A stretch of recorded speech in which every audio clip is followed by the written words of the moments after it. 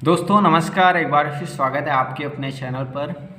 दोस्तों जैसा कि आप डिमांड कर रहे थे कि सर जी आप बीएससी फर्स्ट ईयर का स्टार्ट कर दीजिए, मैथमेटिक्स जो है बीएससी फर्स्ट ईयर का स्टार्ट कर दीजिए। तो आप लोगों के लिए ही हमने स्टार्ट किया है बीएससी फर्स्ट ईयर का मैथमेटिक्स, और उसमें भी आपका जो बुक है सेकेंड पेपर की सेकेंड बुक इंटीग्रल कैलकुलस वो स्टार्ट किया है। ठीक है, तो ये शो है आपका लेक्चर रहने वाला है रिलेटेड टू इंटीग्रल कैलकुलस।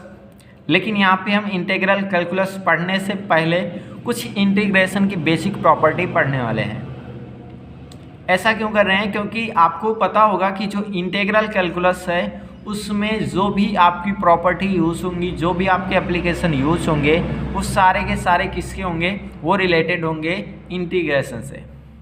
ठीक है, तो इंटीग्रेशन को आपको पढ़ना चाहिए पहले, ताकि आपके जो बेसिक कंसेप्ट हैं, जो फार्मूले वगैरह हैं, वो रिवाइज हो जाएं और आप अच्छे से आगे समझ सकें। ठीक है, तो चलिए फिर स्टार्ट करते हैं। तो वीडियो को ज़्यादा से ज़्यादा शेयर कर देना, लाइक भी कर लेना, और नए हो तो सब्सक्राइब भी कर लेना। ठीक है, क्योंकि हम फिजिक्स, केमिस्ट्री और मैथमेटिक्स तीनों के इम्पॉर्टेंट क्वेश्चन, और मैथमेटिक्स में सारे के सारे लेक्चर जो आपके टॉपिक वाइज होंगे वो सारे कवर करेंगे। ठीक है, तो स्टार्ट किए हैं आज से, तो आपको पर डे एक वीडियोस मिलेगी। चलिए स्टार्ट करते हैं। देखो, इंटीग्रेशन वगैरह के बारे में आपने पहले से ही पढ़ रखा है, तो हम इसकी डिफिनेशन वगैरह के बारे में ज़्यादा डेप्थ में नहीं जाएंगे, लाइटली यहाँ पे समझेंगे। उसके बाद हम क्या करेंगे, इनके जो फार्मूले वगैरह होते हैं वो देखेंगे। उसके बाद कुछ इनकी जो प्रॉपर्टी होती हैं, जैसे आपका बाई पार्ट्स इंटीग्रेशन कैसे होता है, और यहाँ पे जो भी आपके फार्मूले वगैरह हैं कैसे डिफाइन होते हैं, ये सारी चीज़ें हम सीखेंगे। ठीक है, तो चलिए फिर स्टार्ट करते हैं। देखो, यहाँ पे कुछ इस प्रकार से इसकी डिफिनेशन वगैरह दी गई कि ये कैसे परिभाषित होता है। तो मैं इसको एक पेज पे आपको समझाने की कोशिश करूँगा, आपको अच्छे से समझ में आ जाएगा। ठीक है, देखो, आपने 12th क्लास में पढ़ा होगा कि integration is the reverse process of differentiation. सबसे पहले हम इसका मतलब समझेंगे, और इसका मतलब आपको समझ में आ जाएगा तो आप आसानी से इंटीग्रेशन की डिफिनेशन भी लिख सकते हो। ठीक है, चलिए देखो, आपको एक फंक्शन दे दिया जाए स्मॉल एफ एक्स, और कहा जाए आप भैया इसका डेरिवेटिव निकाल के बताओ हमें। तो सिंपली आप क्या करोगे, इसका डी और डी एक्स निकाल लोगे। मान लेते हैं इसका डी और डी एक्स निकालने पे एक फंक्शन आपको मिलेगा जी एक्स। ठीक है, अब फिर से आपसे कहा जाए कि भैया हमें ये जो जी एक्स मिला है, हमको ये बता दो कि ये किसका डेरिवेटिव है। और आपको ये एफ एक्स ना पता हो, आपको ये सिर्फ ये दे दिया जाए कि जी एक्स जो है, भैया ये बता दो ये जी एक्स जो है वो किसका डेरिवेटिव है। ठीक है, तो आपने क्या किया था, पहले जब डेरिवेटिव निकाला था तो डिफरेंशिएशन की मदद ली थी, लेकिन ये किसका डेरिवेटिव है ये निकालने के लिए आप इंटीग्रेशन की मदद लोगे, और इसका सिंपली इंटीग्रेशन कर दोगे तो आपको वो जो फंक्शन था जिसका आपने पहले डेरिवेटिव निकाला था वो आपको प्राप्त हो जाएगा। ठीक है, वो आपको प्राप्त हो जाएगा। मतलब देखो, यहाँ पे एफ एक्स का आपने डिफ्रेंसिएशन किया, एफ एक्स का आपने क्या किया, डिफ्रेंसिएशन, तो आपको मिल गया जी एक्स, मतलब एफ एक्स का डेरिवेटिव। लेकिन अगर आपसे कहा जाए कि भैया जी एक्स किसका डेरिवेटिव है हमें ये बता दो, तब आपने क्या किया, इंटीग्रेशन कर दिया और आपको मिल गया जी एक्स डेरिवेटिव था। ठीक है, तो यहाँ से आपने क्या किया, इंटीग्रेशन कर दिया। तो आपको कुछ फील आया यहाँ पे, आपने एफ एक्स से जी एक्स गया तो आपने डिफ्रेंसिएशन किया था, वापस से जी एक्स से एफ एक्स आए तो आपने इंटीग्रेशन किया। तो यहाँ पे ये दोनों जो प्रोसेस हैं एकदम रिवर्स हैं, इसीलिए बस इसीलिए क्या कहते हैं, integration is the reverse process of differentiation. ठीक है, तो इसको आपको याद रखना है। जैसे आपको एग्जाम्पल के थ्रू समझा देते हैं। जैसे आपको दे दिया जाए एक साइन एक्स है फंक्शन, इसका भैया बता दो डेरिवेटिव क्या होगा, तो आप डिफरेंशिएशन की मदद लेंगे, इसका डिफरेंशिएशन कर देंगे, आपको cos x मिल जाएगा, और आप कहेंगे कि cos x इसका डेरिवेटिव आएगा। और आपको cos x दे दिया जाए कि, और आपसे कहा जाए कि भैया आप ये बता दो कि ये जो cos x है वो किसका डेरिवेटिव है। ठीक है, तो आप क्या करेंगे, आप इसका इंटीग्रेशन कर देंगे एक्स के रिस्पेक्ट में, तो आपको मिल जाएगा साइन एक्स। तो ये सारी चीज़ें हो जाएंगी। तो आप साइन एक्स का डिफ्रेंसिएशन किया, कॉस एक्स मिला, कॉस एक्स का इंटीग्रेशन किया, साइन एक्स मिल गया। तो ये आपका हो जाएगा एक दूसरे का रिवर्स प्रोसेस, ठीक है। और यहाँ पे जो आपका ये होगा, देखो ये एफ एक्स जो होगा वो होगा इंटेग्रल ऑफ, ठीक है। यहाँ पे देखो ये जो आपका एफ एक्स होगा ये जी एक्स का इंटेग्रल होगा, ठीक है। क्या होगा? जी एक्स का इंटेग्रल, ठीक है। तो आपको ये भी याद रखना है, ये एफ एक्स जो है हिंदी में समझ लेना है, जो एफ एक्स फंक्शन होगा वो जी एक्स का समाकल्य होगा, ठीक है। और ये जो आपका समाकल्य निकालने का प्रोसेस होता है, the process of find the integral is called integration. समझ में आया कुछ?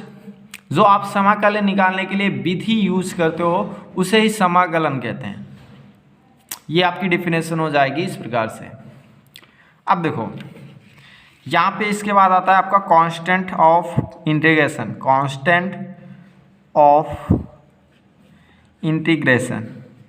अच्छे से समझेंगे इसके भी बारे में, क्योंकि बहुत सारे बच्चे इसके बारे में कंफ्यूज रहते हैं। कांस्टेंट ऑफ इंटीग्रेशन, देखो अगर आपसे कहा जाए कि आप 2x प्लस 2 इसका आप डेरिवेटिव निकालो, तो आप डिफ्रेंसिएशन की मदद लोगे, आराम से आपका ये निकल आएगा कितना? 2 आ जाएगा। आपने पढ़ा होगा डिफ्रेंसिएशन के बारे में, फार्मूले से आपका ये आ जाएगा, ठीक है। क्योंकि टू एक्स का करेंगे तो आपका 2 जो हो जाएगा कांस्टेंट वो आपका बाहर हो जाएगा, और x का जो डिफ्रेंसिएशन करेंगे वो 1 हो जाएगा, और 2 × 1 करेंगे तो फिर 1 ही रहेगा, और कांस्टेंट का करते हैं तो 0 आता है। उसके बाद हम कहें कि आप भैया ये बता दो कि 2x प्लस 99 इसका डेरिवेटिव क्या होगा, तो आप सिंपली बताओगे कि इसका भी आंसर आएगा 2। आपसे कहा जाए कि भैया 2x, ठीक है, क्या करेंगे? 2x प्लस a का डेरिवेटिव बता दो, तो आप कहोगे इसका भी आंसर 2 आएगा। तो यहाँ पे एक नोटिस करने वाली चीज़ ये है कि यहाँ पे 2x प्लस 2 था तब भी आंसर 2, 2x प्लस 99 तब भी आंसर 2, 2x प्लस a तब भी आंसर 2। तो आपको ये पता होगा कि अगर हम इस 2x का इंटीग्रेशन कर दें तो आपको वह फंक्शन मिल जाएगा जिसका ये डेरिवेटिव है, ठीक है। तो करके देखते हैं क्या ऐसा आता है। तो आपको पता है कि अगर आप 2 का इंटीग्रेशन करोगे तो आपको मिल जाएगा 2x। तो वापस से तो आपको नहीं मिला, वापस से आपको ये नहीं मिला, तो आप इसी को मैनेज करने के लिए जो आपका कांस्टेंट यहाँ पे था 299a, इसी को मैनेज करने के लिए यहाँ पे क्या करते हैं, a का आर्बिट्रेरी कांस्टेंट यूज कर लेते हैं c, जो आपका स्वेच्छ अचर होता है। क्या होता है? स्वेच्छ अचर। और यहाँ पे कुछ स्पेशल कंडीशन में इनका मान निकाला जा सकता है, नहीं तो ये अलग अलग इक्वेशन के लिए अलग अलग होती हैं, ठीक है। और यही आपका होता है कांस्टेंट ऑफ इंटीग्रेशन। तो ये आपकी समझ में आया होगा कि कांस्टेंट ऑफ इंटीग्रेशन क्यों यूज करते हैं और इंटीग्रेशन क्या होता है, ठीक है। अब यहाँ पे कुछ बेसिक सी डिफिनेशन है, उसको जान लेते हैं, उसके बाद हम चलेंगे फॉर्मूले की ओर, ठीक है। देखो ये आपको इंटीग्रेशन की definition the, the process of finding the integral is called integration, ठीक है। The function which is integrated is called integrant, ठीक है। तो ये आपका डिफिनेशन हो जाएगी।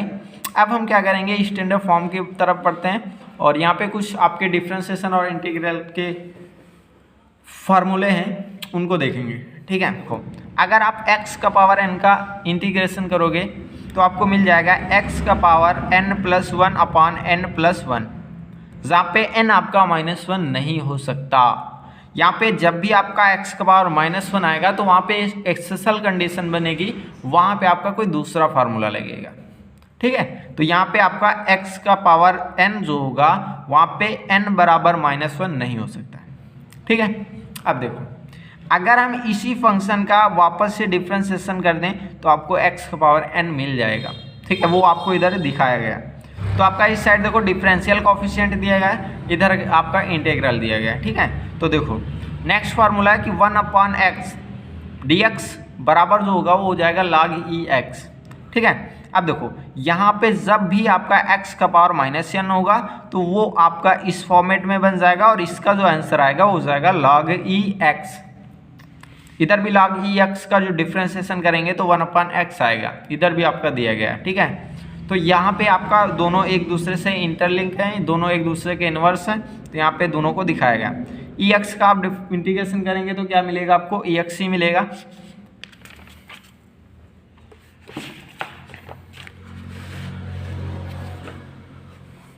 और उसके बाद नेक्स्ट क्वेश्चन है ax का जब आप इंटीग्रेशन करोगे तो ax/log e मिलेगा। उसके बाद sin x का इंटीग्रेशन करोगे तो माइनस का cos x मिलेगा। cos x का जब इंटीग्रेशन करोगे तो sin x मिलेगा। sec स्क्वायर x का जब इंटीग्रेशन करोगे तो tan x मिलेगा। ठीक है, और फिर cosec स्क्वायर x का इंटीग्रेशन करोगे तो माइनस का cot x मिलेगा। इन सारे फार्मूलों को आपको याद रखना है, बिना फार्मूलों के ये सारे काम नहीं बनने वाले हैं, तो आप फार्मूले ज़रूर याद रखें। ठीक है, अगला फार्मूला जो है आपका sec x tan x dx किसके बराबर होगा, sec x के बराबर होगा। उसके बाद cosec x into cot x, इसका इंटीग्रेशन करेंगे तो माइनस का cosec x आएगा। नेक्स्ट फार्मूला है dx/√1 माइनस x स्क्वायर, ये जो आपका फार्मूला बनेगा वो बनेगा साइन इनवर्स x का। नेक्स्ट है आपका कि माइनस का dx/1 माइनस x स्क्वायर, ये बनेगा आपका cos इनवर्स x का।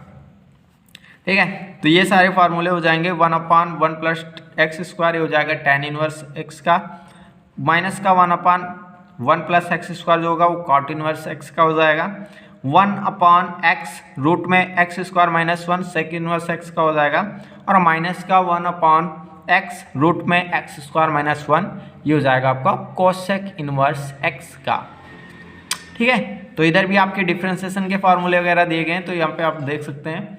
और उसके बाद हम नेक्स्ट लेक्चर में क्या पढ़ेंगे, थ्योरम ऑफ इंटीग्रेशन। ठीक है, इसमें हम देखेंगे कि इंटीग्रेशन की क्या क्या प्रॉपर्टी होती हैं। ठीक है, तो चलिए फिर नेक्स्ट वीडियो में मिलते हैं। तब तक के लिए आप अपना ख्याल रखिएगा, पढ़ाई करते रहिएगा, और आप हमारे साथ हैं तो टेंशन तो लेने की ज़रूरत नहीं, क्योंकि हम आपको वो मटेरियल, वो कंटेंट प्रोवाइड करेंगे ताकि आप अपने एग्ज़ाम में अच्छा स्कोर कर सकें। ठीक है, तो लास्ट तक देखा तो थैंक यू फॉर वॉचिंग।